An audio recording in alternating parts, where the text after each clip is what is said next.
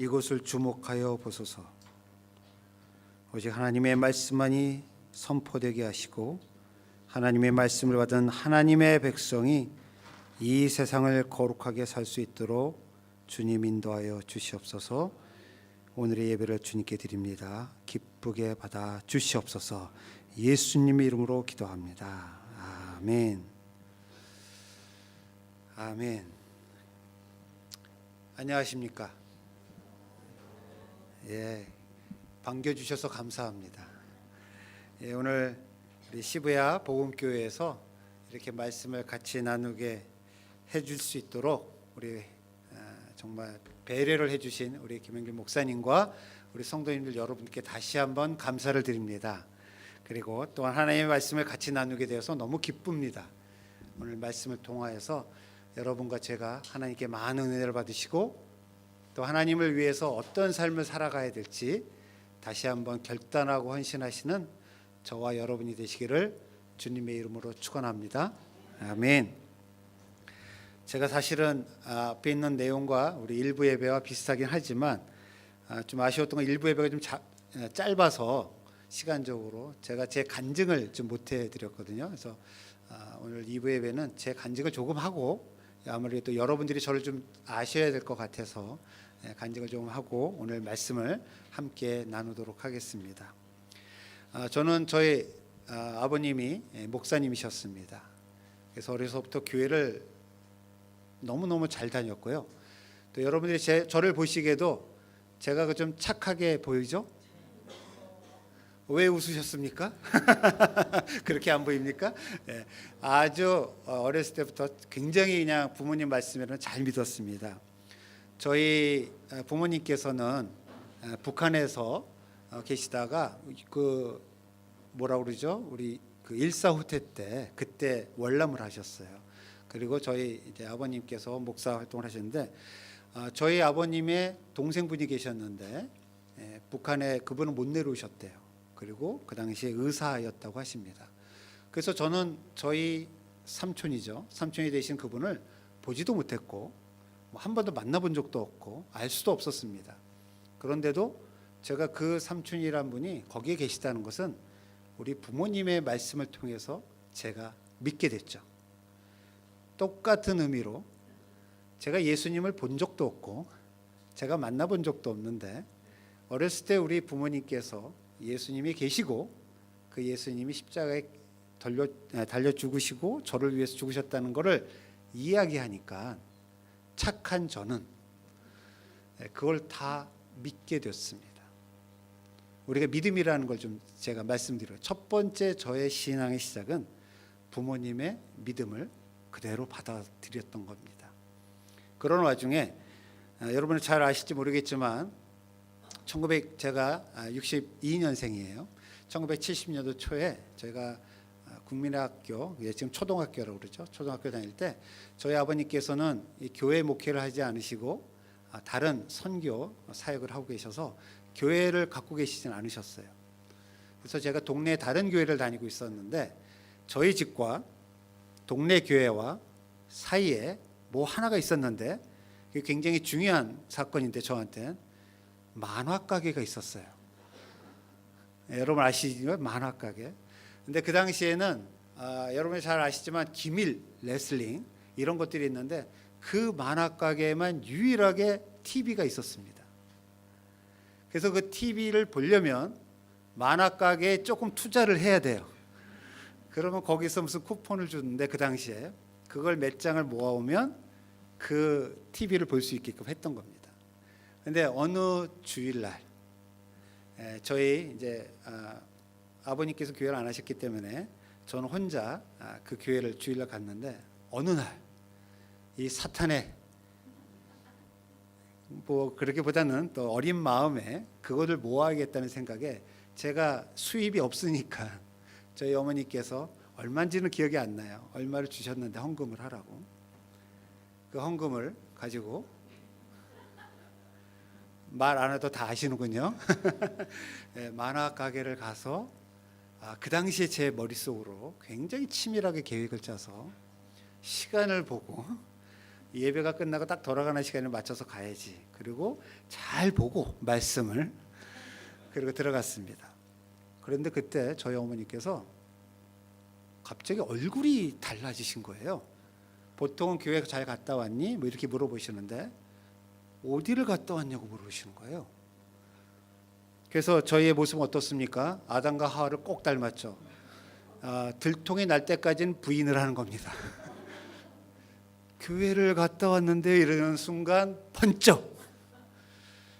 근데 알아보니까 하필 그때 그 교회에 있던 목사님께서 저희 집 뭘 갖다 줄 게 있으셨어요. 무슨 떡을 주셨는데 제가 안 온 거예요. 그러니까 아파서 못 왔나 보다 생각을 하고 그 목사님의 따님을 시켜서 보낼 거예요. 저는 그걸 전혀 몰랐죠. 그리고 갔다가 정말 저는 그때 하나님이 살아계시다는 걸 경험을 했습니다. 그리고 하나님 살아계시다는 뿐만 아니라 심판이 뭔지를 알게 됐어요. 저희 어머니부터 아주 처음이자 마지막으로, 저희 어머님은 거의 이렇게 야단치지 않으시는데 처음이자 마지막으로 그렇게 혼을 난 것 같아요.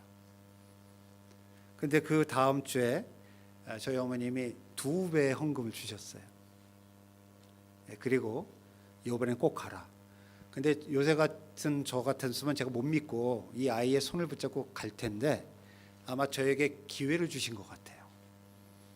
그래서 이렇게 제가 교회를 가서 했는데 저희랑 똑같습니다. 근데 헌금 시간이 됐어요. 근데 그때 그 당시에 그 헌금을 이렇게 도는데 제 마음에 헌금을 2배를 낸다고 해서 해결될 것 같지가 않습니다. 그래서 저도 모르게 저 자리에서 나왔어요.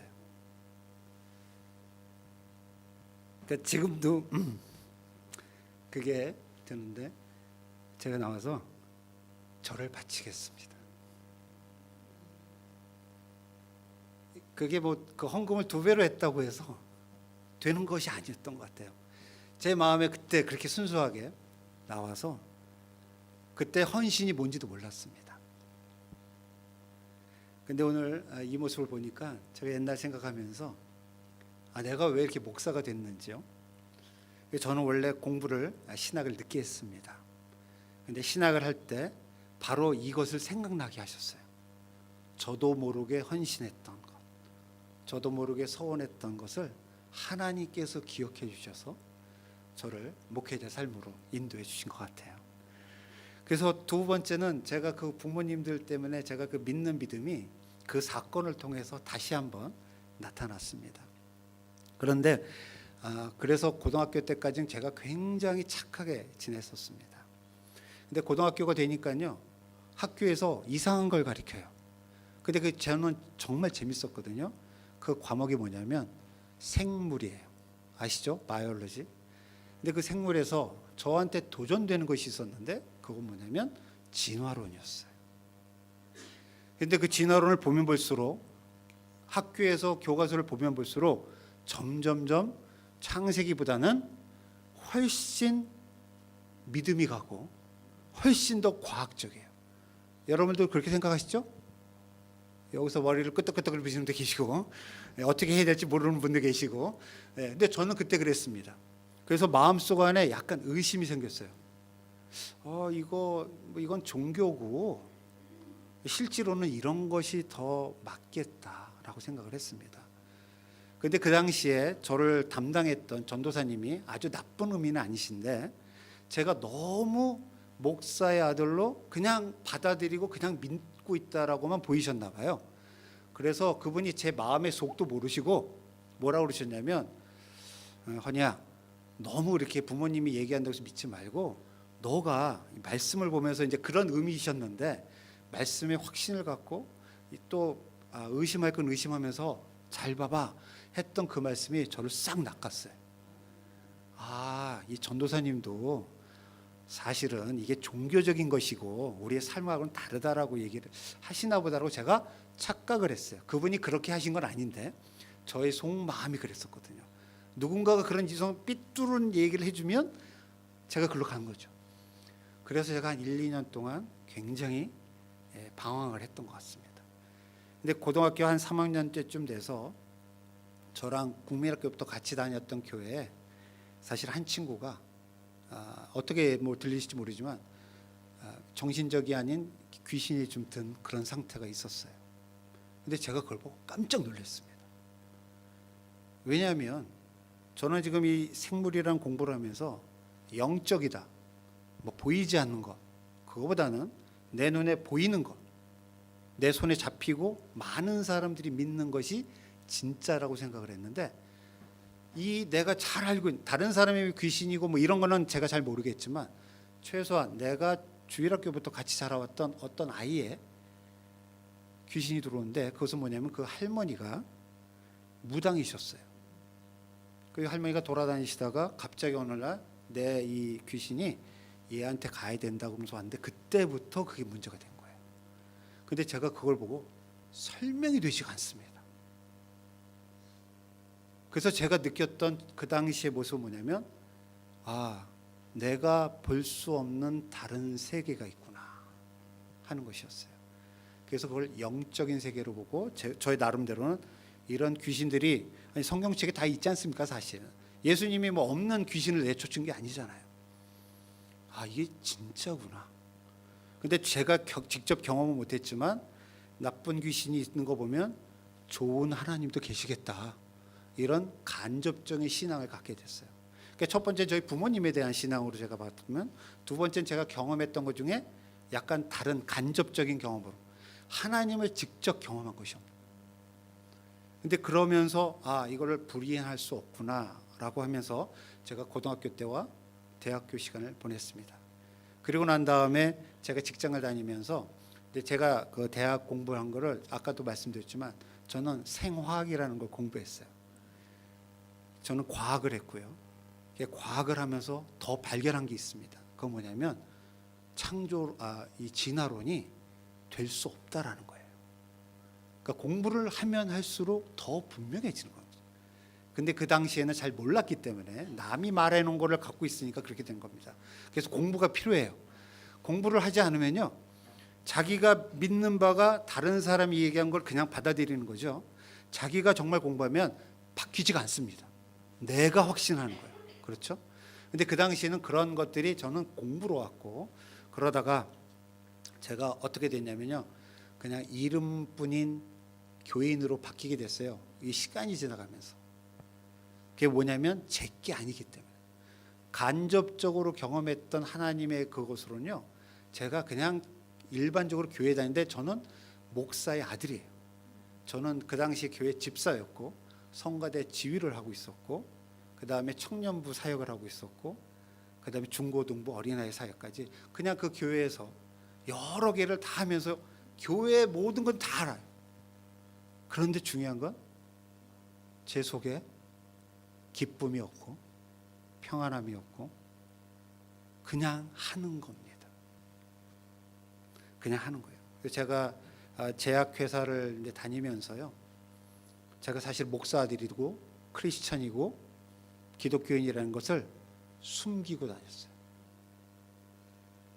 그러다가 저희 아버님을 아시는 어떤 분이 그 회사에 좀 높으신 분이었는데, 그분이 저를 발견하고, 그 당시에 그 뭐라고 그러죠? 사후회라고 그러나요? 그 회사에서 우리 교인들끼리 모여서 성경 공부하는 그룹이 있었습니다. 그곳에 와라. 그러면 목사 아들이고 지금 뭐 보니까 집사고 뭐 다 하니까 너가 성경 공부를 가르쳐라. 그 당시에 많은 직공들이 있었어요. 근데 여직공들인데 제가 이제 그거를 뭐 부인할 수가 없고 들통이 났으니까 안 할 수는 없고, 저희 아버님 때문에. 그래서 그걸 시작을 했는데요. 아침 제가 6시에 일어나서 7시에 와서 성경 공부 가르치고 8시서부터 근무를 시작해서 6시가 딱 되면 근무가 끝납니다. 저녁 6시서부터 12시까지는 이거는 나를 타치하지 마라, 나의 시간이었어요. 그리고 금요일부터 주일까지는 또 교회 일로 하고, 나는 충분히 헌신하고 있다. 그러니까 평일날 최소한 저녁 시간은 내 거다. 그러고 살았어요. 근데 그러던 어느 날 성경 공부를 하고 있는 아침에, 저는 성경 공부를 지금처럼 이렇게 성경 공부를 하면서 우리 이렇게 살아야 됩니다. 우리는 세상에서 빛이 되어야 됩니다. 소금이 되어야 됩니다. 라고 막 얘기를 하는데 저는 그냥 가르치는 거예요. 그런데 그 중에 있었던 한 10명쯤 됐었는데 그 그룹이 그 중에 한 자매가 안경을 이렇게 탁 꼈는데요. 안경을 탁 하면서 마치 쳐다보는 게요. 여러분들 지금 쳐다봐 주신 것처럼 정말 그렇게 살아야지 라고 결단하는 모습을 보이는데 제가 그 눈빛에 무너졌어요. 나는 그냥 이야기를 하는 건데 저분들은 그걸 정말 내 삶에 살겠다라고 다짐하는 모습을 보고 제가 껍데기 같다고 생각을 했어요. 이중 생활을 한다고 생각했어요. 금요일부터 주일까지는 교회에서 그렇게 살지만 월요일부터 금요일 오전까지는 이건 내 삶이다. 그래서 저는 그때의 삶을 더블 라이프라고 그래요. 이중 생활. 여기서는 이렇게 세상적으로, 여기서는 뭐 하나님 위해서, 교회에서, 그리고 스스로는 교회에 이만큼 내가 헌신하면 다른 사람보단 괜찮다. 그렇게 저희가 살다가 제가 미국으로 이제 공부를 하러 왔는데요. 요거만 이제 좀 말씀드리고, 왜냐하면 제가 이제 예수님을 인격적으로 만났다는 것에 대해서 여러분에게 말씀드리고 싶은 건데요. 저희 아이가 있습니다. 아이가 있는데 제가 공부하러 먼저 갔기 때문에 저희 아내하고 아이는 한국에 있었고 저만 미국에 와 있었습니다. 그래서 제가 어느 정도 정리가 된 다음에 우리 아이하고 아내가 왔어요. 다시 조인을 했는데 저희 어머님이 70회 생이셔서 저희가 다 한국으로 나가려고 했는데 제가 공부 때문에 못 나가게 됐어요. 그래서 우리 아이가 그때 2살이었는데요. 왔다가 아빠가 있으니까 오는 거예요. 지금 6개월 동안 같이 있었지만 뭐 돌 때는 전혀 기억 못 하다가 아빠가 미국에 있다니까 온 거예요. 엄마랑 같이. 근데 아빠가 있다서 왔는데 뭐 놀아주지도 않고 공부만 한다고 그러고 왔다 갔다 잘 못 보는 거예요. 근데 그 전까지 한국에서는 저희 조카들, 사촌 형들, 저희 모든 가족들이 제가 막내기 때문에 가장 어린아이기 때문에 가장 사랑을 많이 받았어요. 그 얘는 그게 다 없어지고 미국에 왔는데 아빠는 아무것도 안 해주는 거예요. 그러고 있다가 우리 할머니, 이제 할머니죠. 저희 어머니 생신이 되셔서 다 이제 한국으로 가려다 제가 못 가게 됐고, 그래서 제가 샌프란시스코 공항에서 환송을 하러 나왔습니다. 저희 와이프하고 저는 뭐 떨어지는 것은 아니고 뭐 한 달 정도지만 그래도 좀 아쉬운 마음이 있는데, 우리 아이는 어떻게 했냐면 저를 딱 보더니 이제 공항으로 이제 들어가는 거예요. 아빠 빠이 그러더니 탁 그냥 끝. 왜? 아빠는 여기서 끝나서 재미없었어. 그런데 한국은 아직도 뭐 누가 있을 거고 재밌을 거고 그런 것에 기대해 한국 간다는 게 너무 기쁘니까 딱 들어온 거예요. 제 마음이 얼마나 아팠는지 몰라. 아니 이놈아, 아버지가 여기 있는데 아버지를 떠나면서 가는 게 그렇게 좋아서 그럴까? 그렇게 하면서 보냈어요. 이제 보냈는데 샌프란시스코 공항에서 떠나면서 저 혼자 이렇게 내려오는 집으로 돌아가는 도중에 지금 어떤지 모르겠습니다만 지금 이 하늘에 구름들이, 샌프란시스코는 구름들이 아주 많거든요. 근데 그 구름 중에 하나, 저에게는 그렇게 보인 겁니다. 꼭 다 그럴 필요 없지만 어떤 분이 앉아 계시는 모습이 저한테 이렇게 비쳤어요. 근데 제가 그 마음속에 계속 저희 아이한테 괘씸한 마음이 있었던 것 같아요. 자식에게도 아빠가 여기 있는데 그렇게 한국 가는 그렇게 좋아하나, 그렇게 생각하고 있었는데 그 구름에서 똑같은 음성이 들려오는 거예요. 저한테. 너는 내가 여기 있는데 너는 무엇이 좋아서 그 세상을 달려가느냐. 깜짝 놀랐어요. 저에게는 막 울림이라고 그러죠, 이 불교에서는. 하나님께서 그렇게 분명하게 말씀하신 거예요. 저는 그때 깜짝 놀라서요. 이게 어떻게 표현해 드려야 될지 모르지만 그 하나님을 만나는 순간인데 너무 기뻤어요. 제가 여태껏 말로만 듣고 그냥 경험만 하고 그냥 이렇게 있었던 교회 일들로 있었던 것들이 아니라 하나님이 나에게 말씀하고 계시고 살아계시는구나, 이것을 처음 깨달았거든요. 근데 그 깨닫자마자 제가 너무 많이 울게 됐어요. 너무 죄송해서. 하나님 모르고 살았던 것이 너무 죄송해서. 계셨고 그렇게 나를 인도하셨고 나에게 감동도 주셨고 헌신할 수 있게끔 하셨는데도 내가 왜 이렇게 살았을까?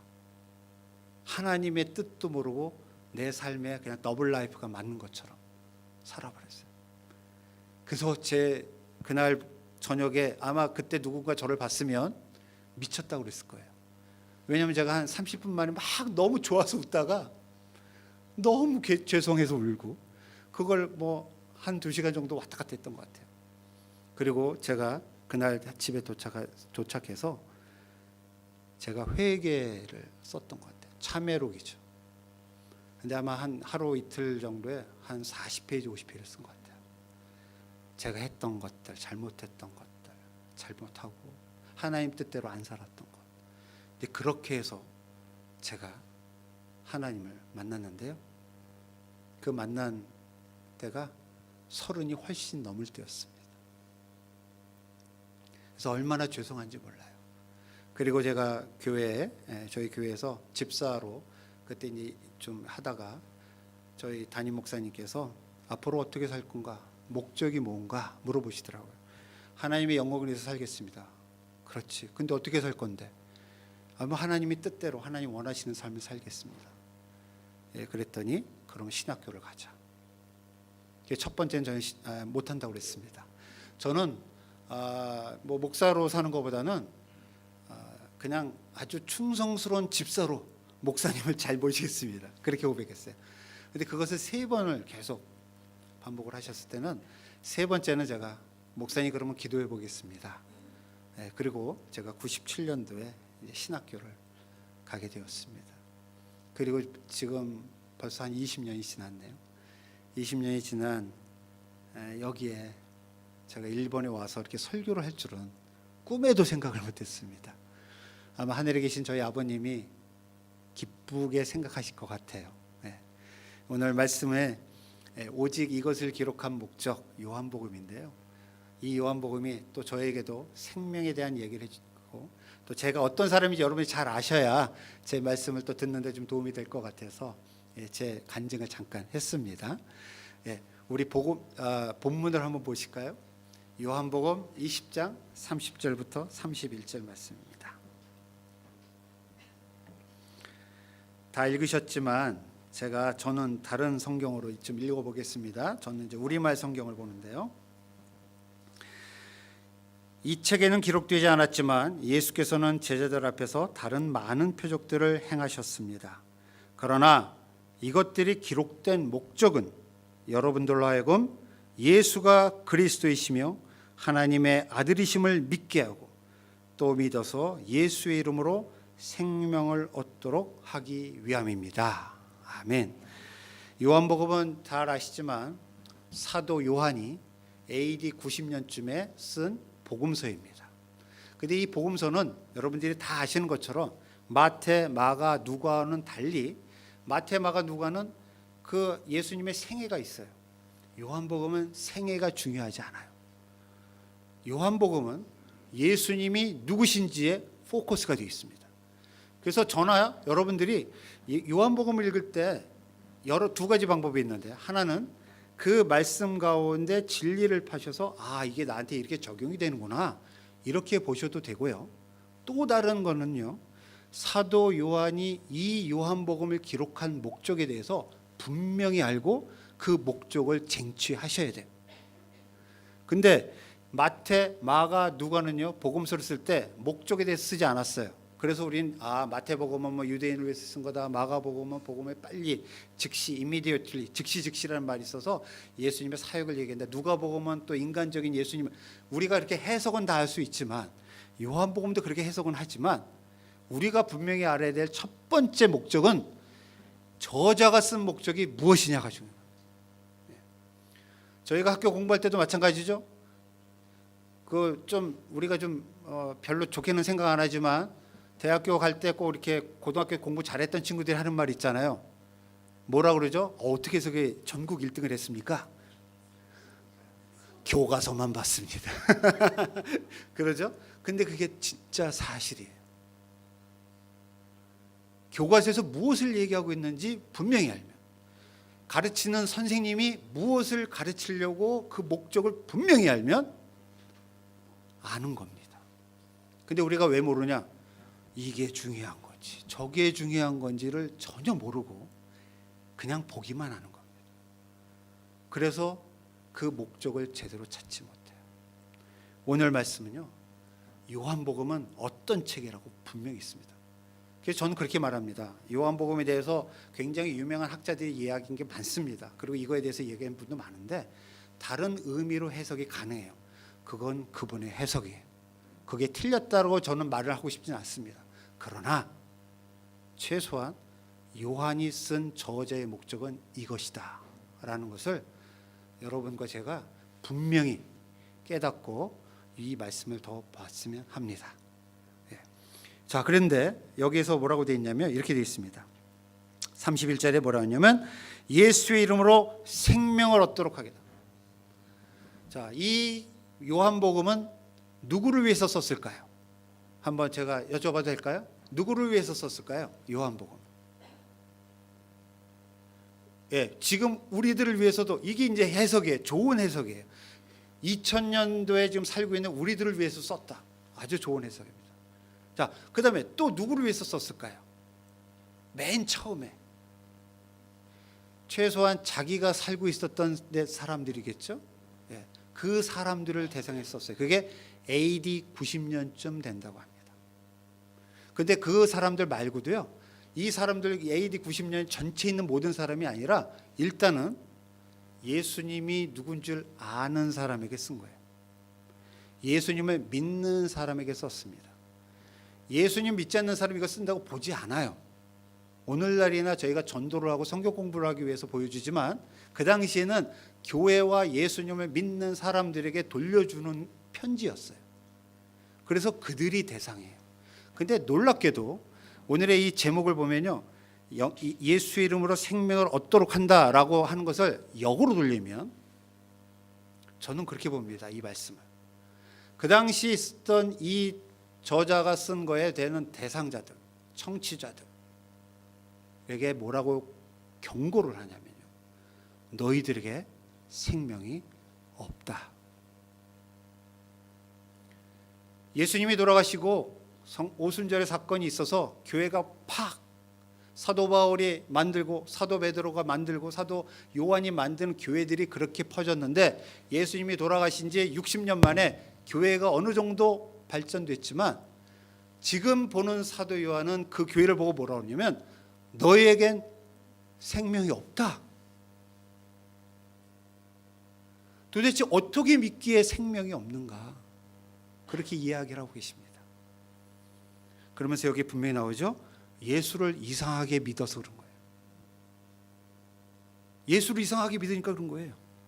여기 뭐라고 있냐면 예수가 그리스도이시며 하나님의 아들이신 것을 믿게 하려 한다.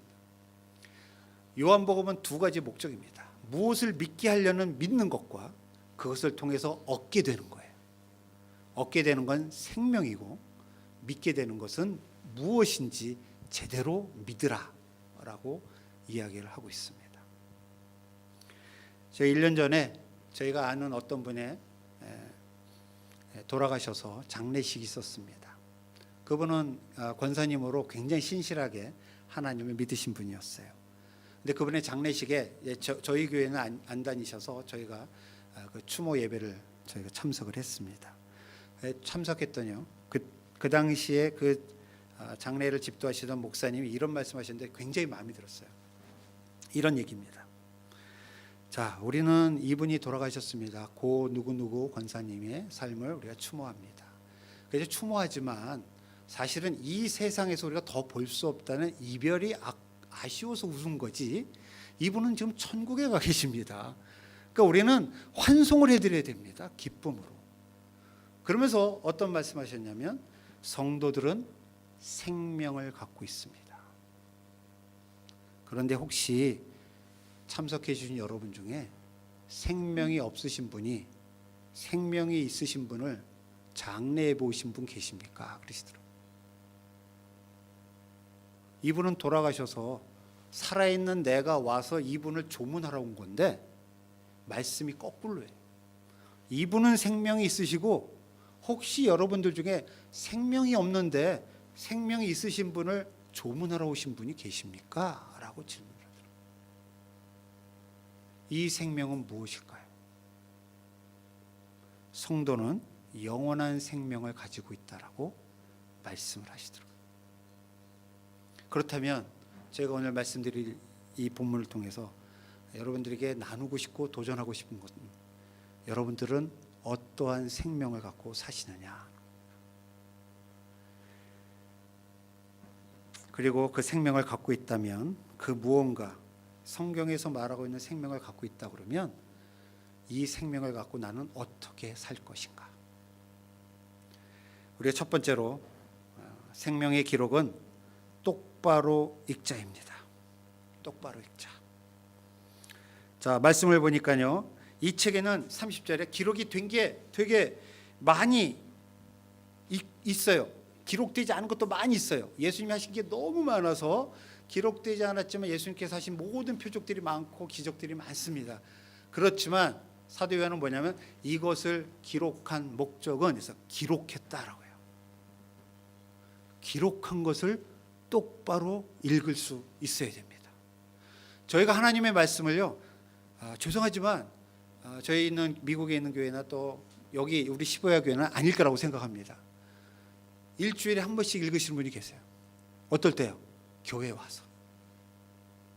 그렇죠?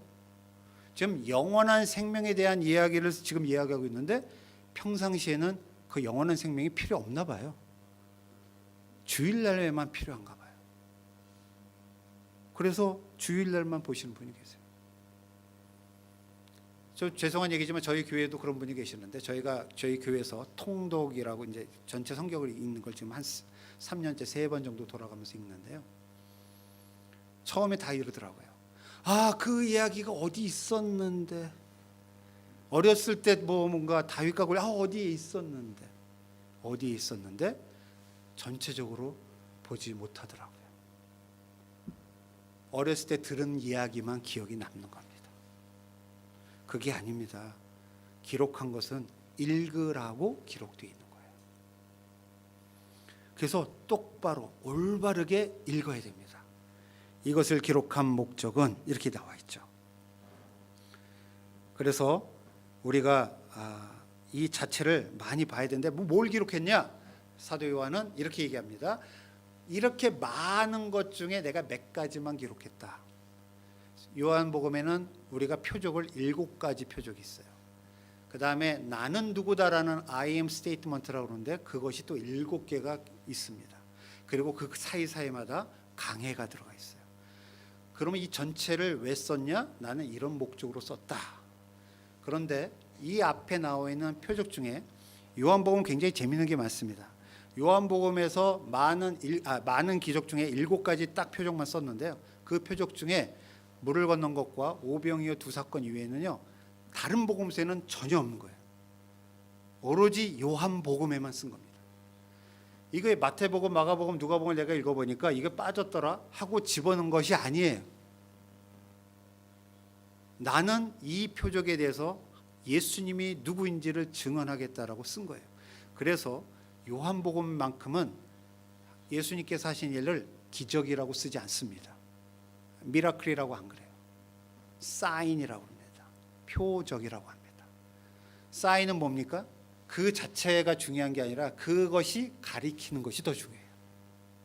이것을 통해서 이분이 누구시다라는 것이 드러나는 것이 훨씬 중요한 겁니다. 그래서 이것을 기록한 목적은 이렇게 얘기해요.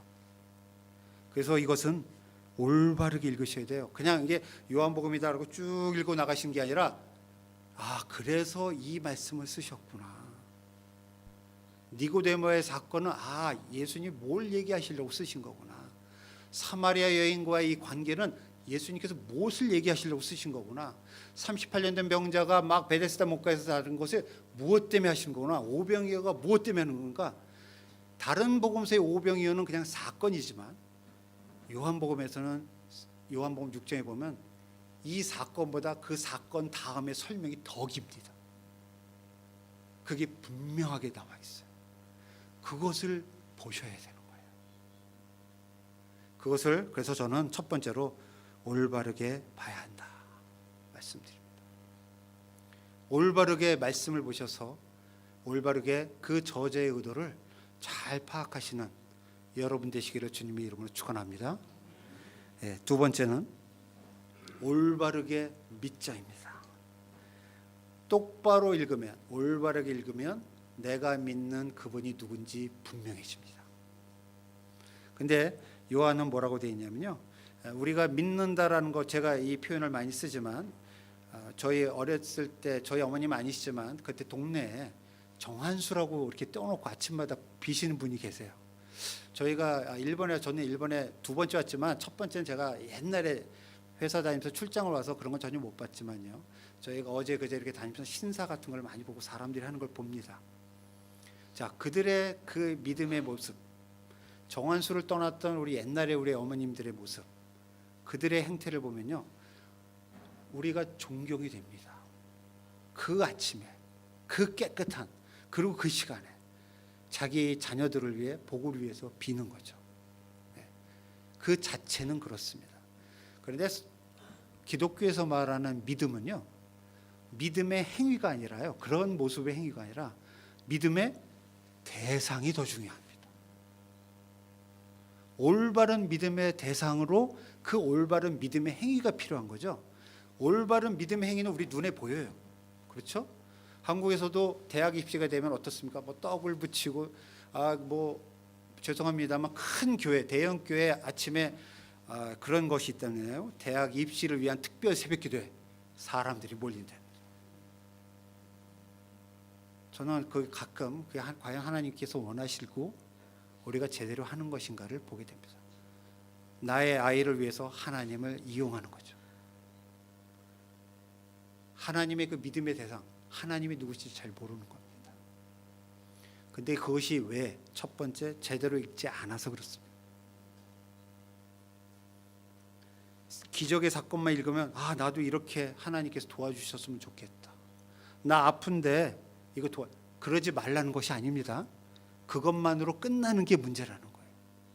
예수님을 무슨 기적 치유사로, 예수님을 내 고난을 받을 때 위로자로만 생각하는 거예요. 그게 아니라는 것이 아니라 그런 것도 다 갖고 계신데, 그것보다 더 중요한 것은 예수님이 누구시냐는 겁니다. 본문에서는 그리스도라고 합니다. Christ. 근데 이거 뜻을 잘 모르면요, 우리가 무슨 말인지 잘 모릅니다. 그리스도 많이 쓰는데 그리스도에 대한 이야기를 잘 못해요. 그리스도라는 것은 기름 부음 받았다는 뜻입니다. Anointed. 기름은 그 당시 구약에 세 부류가 기름을 받았습니다. 첫 번째는 왕이 기름을 받았어요. 두 번째는 제사장, 그것도 대제사장들이 기름을 받았어요. 그리고 마지막으로 선지자, 이 세 사람이 다 기름 부음 받은 사람이었습니다. 근데 예수님에게 우리가 그리스도, 메시아 다 똑같은 말입니다. 메시아는 히브리 말이고, 그리스도는 원래는 헬라어인데 이게 크라이스트로 바뀌었고 우리는 그냥 그리스도라고 표현하죠. 이 모든 게 다 똑같은 말인데 기름을 부었습니다.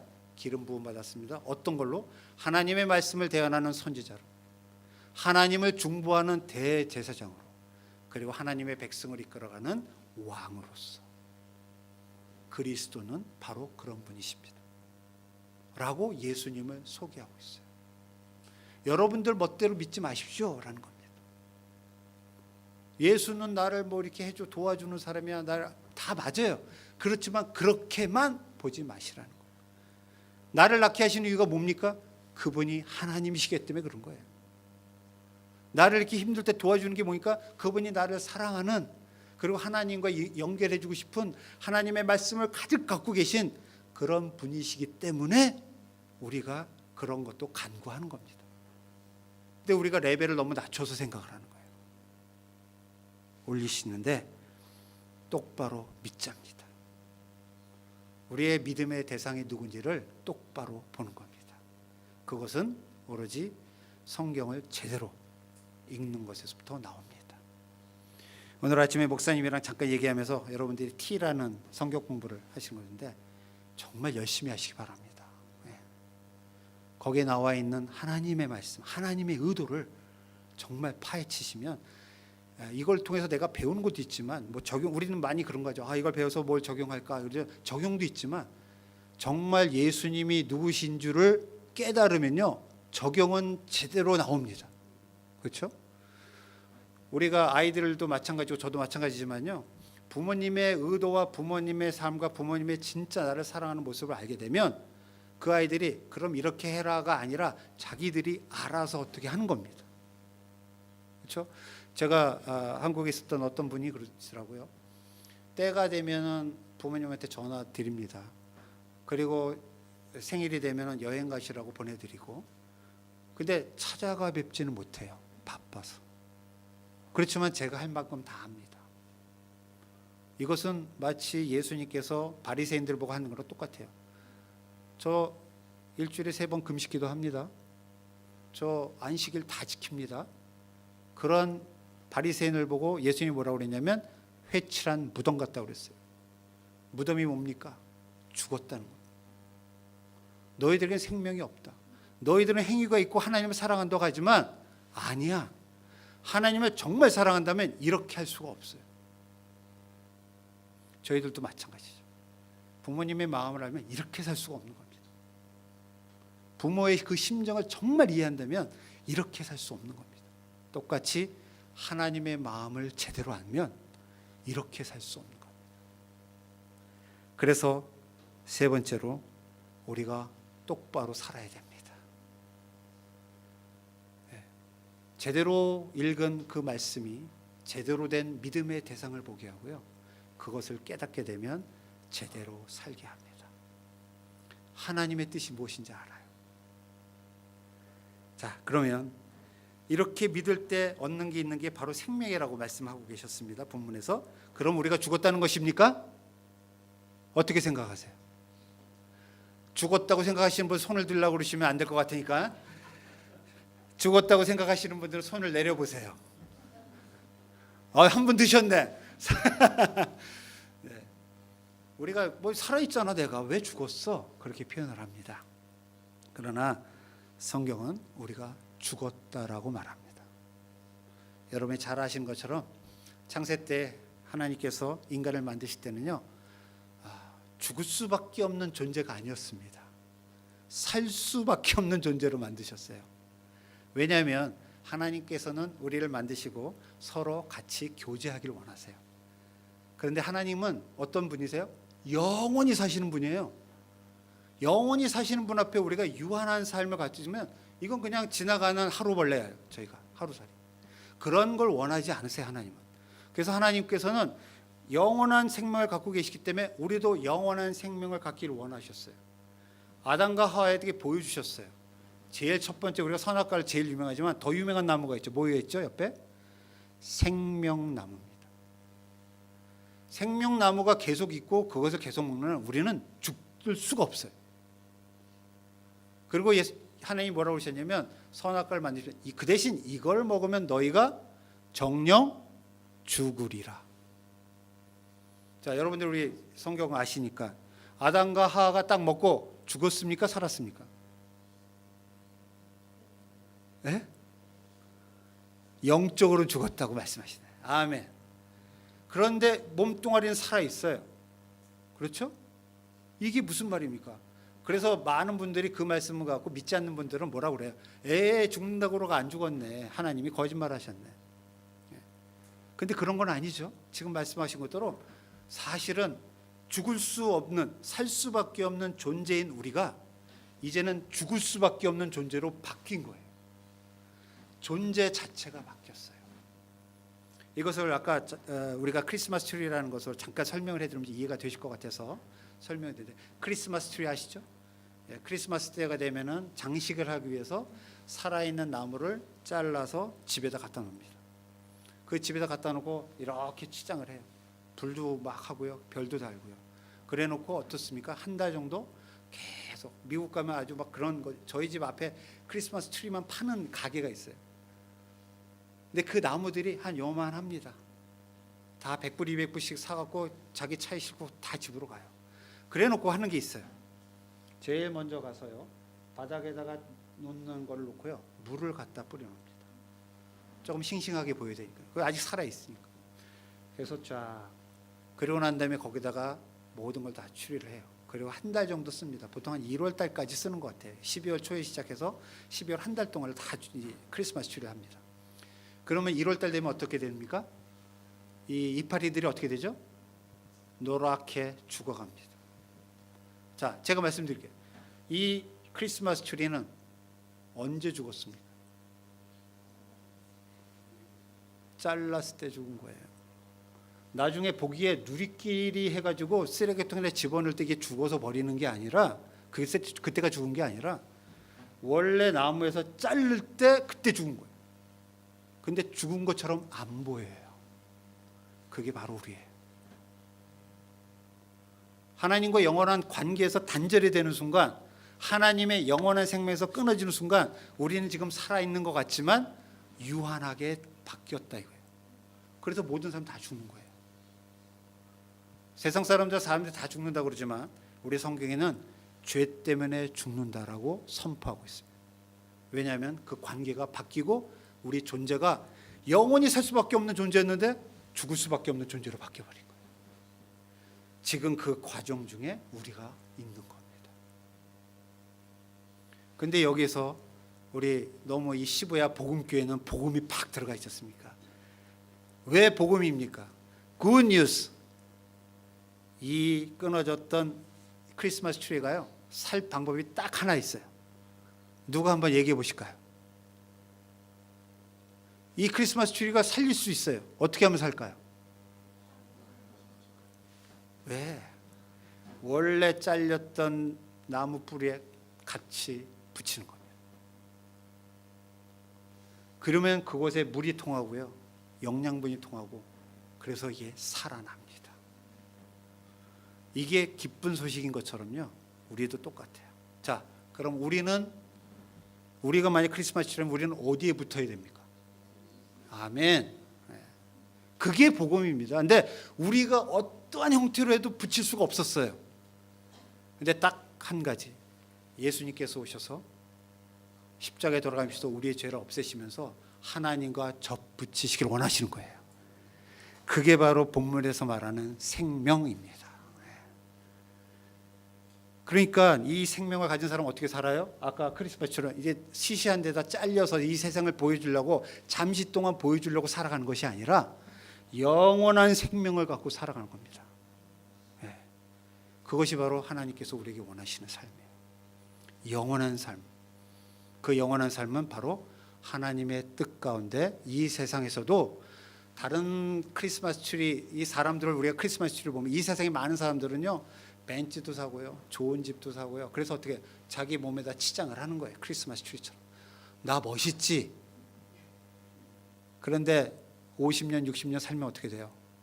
누리끼리 하고, 저도 좀 빨리 왔지만 머리도 이렇게 없어지고, 그러면서 죽는 겁니다. 쓰레기통에 들어가는 거예요. 근데 그렇게 살지 말아라. 나무 뿌리에 제대로 박혀 있으면 영원히 사는 겁니다. 이게 생명이에요, 정말.